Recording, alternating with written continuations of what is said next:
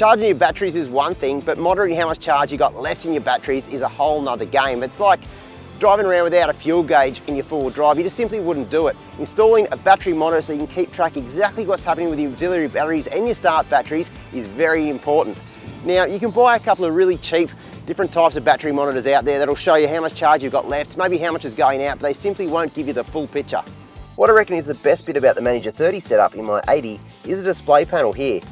It's just like the dashboard for your four-wheel drive where you can measure engine temps, fuel levels, etc. I can see how much charge I'm putting into the battery, how much charge is left, and how fast I'm using the battery power. This means I'm not guessing or risking it staying in the bush for too long. I know exactly when I need to pack up or plug the solar in.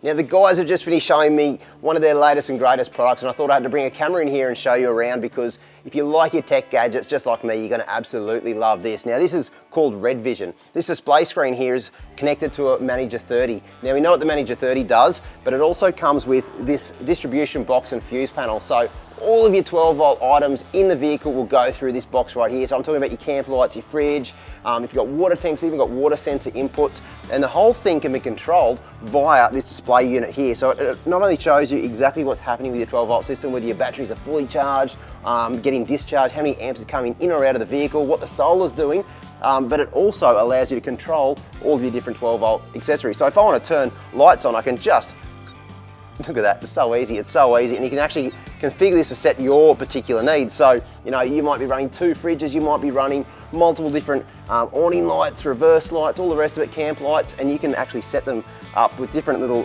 symbols here, turn them on and off as you wish. Now, the really cool thing as well is it's also got an app.